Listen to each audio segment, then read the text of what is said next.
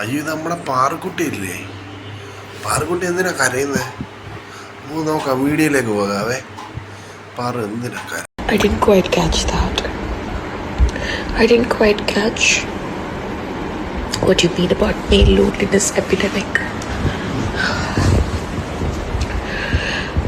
This man killed her because he couldn't assault her.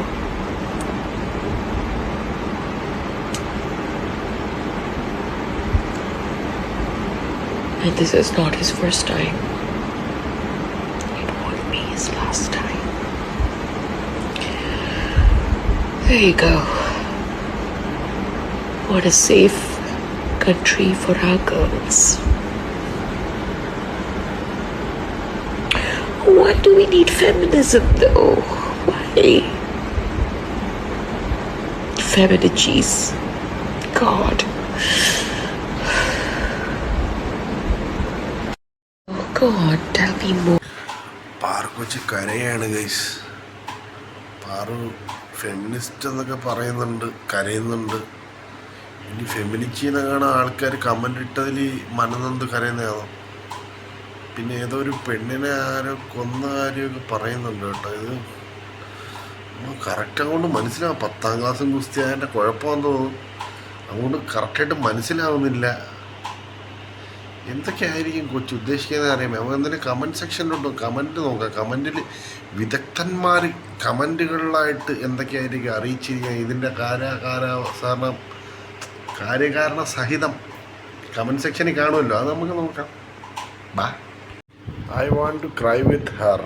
Okay, I want to cry with her, but I am clueless about what she is crying for. എന്തിനാണോ കരയുന്നതെന്ന് മനസ്സിലായെന്നാണ് പലരും പറയുന്നത്. പല അഭിപ്രായങ്ങളും എൻ്റെ പോലെ തന്നെയാണ്. എൻ്റെ പെങ്ങളെ എന്തെങ്കിലും ഒന്ന് തെളിച്ച് പറയാൻ, മലയാളത്തിൽ പറയാൻ പറയുന്നുണ്ട്. ഞങ്ങളും 10ാം ക്ലാസ് എന്ന് പറയുന്നുണ്ട്. എന്താണ് പറഞ്ഞതെന്ന് മനസ്സിലാവാത്ത ആരെങ്കിലും ഉണ്ടോ എന്ന് ചോദിക്കുന്നുണ്ട്.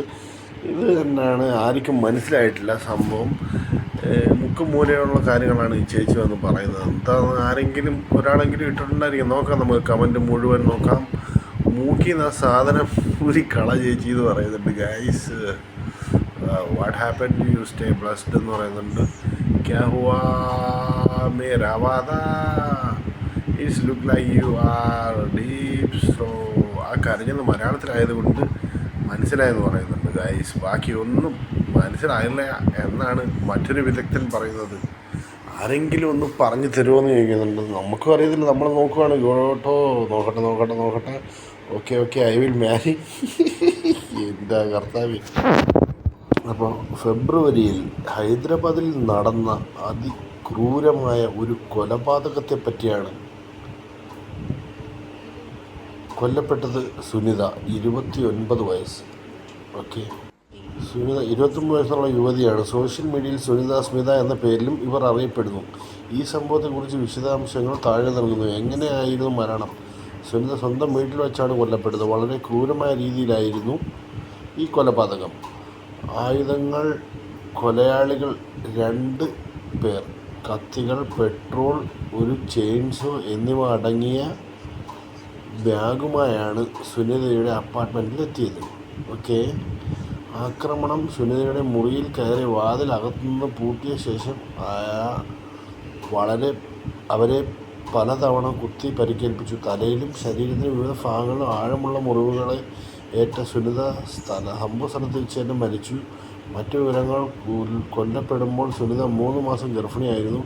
കൊലപാതകത്തിന് ശേഷം പ്രതി മുറിയിൽ പെട്രോൾ ഒഴിച്ച് തീ കൊളുത്തുമെന്ന് ഭീഷണിപ്പെടുത്തുകയും ചെയ്തിരുന്നു. ആരാണ് കൊന്നത്?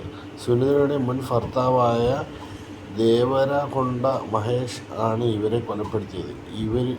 ഇരുവരും സോഫ്റ്റ്വെയർ പ്രൊഫഷണലുകളാണ്. കൊലപാതകത്തിന് പിന്നിലെ കാരണം വിവാഹമോചനവും പകയും. ഇവർ 2024 വിവാഹമോചിതരായതാണ്. സുനിതയുടെ പരാതിയിൽ മഹേഷിനെതിരെ ലുക്കൌട്ട് നോട്ടീസ് LOC ഉണ്ടായതിനാൽ അയാൾ കാനഡയിലേക്ക് തിരിച്ചു പോകാൻ കഴിഞ്ഞില്ല. ഇതിൻ്റെ പക അയാളുടെ ഉണ്ടായിരുന്ന പുനർവിവാഹം. സുനിത മറ്റൊരു വിവാഹം കഴിച്ചത് മഹേഷിനെ ചൊടിപ്പിച്ചു കാണും, കൂടുതൽ പ്രകോപിപ്പിച്ചു. ആസൂത്രണം. സോഷ്യൽ മീഡിയയിലൂടെയുള്ള സുനിതയുടെ അഡ്രസ്സ് കണ്ടെത്തിയ മഹേഷ് മാസങ്ങളോളം അവരെ നിരീക്ഷിച്ച ശേഷമാണ് ഈ പണി കാണിച്ചത്, ഈ കൊലപാതകം നടത്തിയത് കേട്ടോ. അപ്പോൾ അതാണ് കാര്യം ഗൈസ്.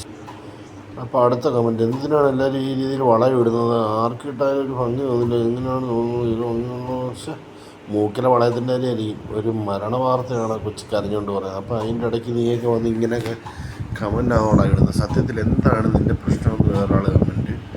ചേച്ചിയുടെ കരച്ചിൽ കേട്ടി ഇങ്ങനെയൊക്കെ ചോദിക്കുന്നു. പക്ഷേ ഒപ്പം നിൽക്കണമെന്ന്, പക്ഷേ ഞങ്ങൾക്ക് പോലും ഓരോരുള്ളവർക്ക് എന്താണ് ഇവിടെ പറയുന്നത് മനസ്സിലാവുന്നില്ല എന്ന് പറയുന്നുണ്ട് ഗൈസ്. അതെ, ചേച്ചി വന്ന് മനസ്സിലാവുന്ന രീതിയിൽ പറഞ്ഞിരുന്നെങ്കിൽ ആൾക്കാർക്ക് മനസ്സിലായാലും. ഇതിപ്പോൾ കുറച്ച് കാര്യം ഇംഗ്ലീഷിലും കുറച്ച് കാര്യം മലയാളത്തിലും ഒക്കെ പറയുകയാണ്. എന്നെ ആരോ ഫെമിനിറ്റിന്ന് വിളിച്ചെന്നുള്ള രീതിയിലൊക്കെയാണ് ചേച്ചി സംസാരിച്ചത്. സോറി അതുമല്ല. ഓക്കെ നല്ലൊരു വ്യക്തിത്വമാണ് ആ ചേച്ചി. ഒരുപാട് കമൻറ്റുകളുണ്ട്. ഇത് ചിരിക്കാൻ തോന്നുന്നില്ല ഈ കമൻറ്റുകളൊന്നും എനിക്ക് വായിച്ചിട്ട് ഇപ്പോൾ ഈ കാര്യം അറിഞ്ഞതിന് ശേഷം. ഓക്കെ, നല്ലൊരു നടിയായിരുന്നു. ഇന്നലെ കൂടി കണ്ട ടേക്ക് ഓഫ് കണ്ടതാണ്. ഇന്ന് മുതൽ തലയിൽ കണ്ണട വെച്ച് അന്ന് പോയെന്ന് പറയുന്നുണ്ട്. എന്ന് മുതൽ കണ്ണട തലയിൽ വെച്ചോ അന്ന് പോയെന്ന്. അതാ കണ്ണട തലയിൽ വയ്ക്കുന്നതല്ല ഫെമിനിസ്റ്റുകളാണോ? ഈ കൊച്ച് പാറുക്കുട്ടി അങ്ങനെയുള്ള ഫെമിനിസ്റ്റ് ഒന്നുമല്ല. പാർവതി നിങ്ങളെ നിഷ്കളങ്കത ഊറ്റി വിൽക്കുന്ന കണ്ണുനീർ എന്തിന് വേണ്ടിയാണെങ്കിൽ അതിന് അർത്ഥമുണ്ടാകുന്ന ഒരു നാൾ വരും. നല്ലൊരു കമൻ്റായിരുന്നു സുഹൃത്തുക്കളെ. ഓവറായി വീടടിച്ചാൽ ആരും ഇങ്ങനെ തന്നെ. ആ ജസ്റ്റ് ചിൽ, കുറേ വെള്ളം കുടിക്കൂ, റിലാക്സ് ചെയ്യൂ, എല്ലാം ശരിയാവും. അതൊരു കുണച്ച കമൻ്റായിപ്പോയി ഗൈസ്. ശരി എന്നാൽ അപ്പം നമുക്ക് പുതിയൊരു വീഡിയോയിലൂടെ വീണ്ടും എപ്പോഴെങ്കിലും കാണുന്നവരെ ബൈ സുഹൃത്തുക്കളെ, ബൈ.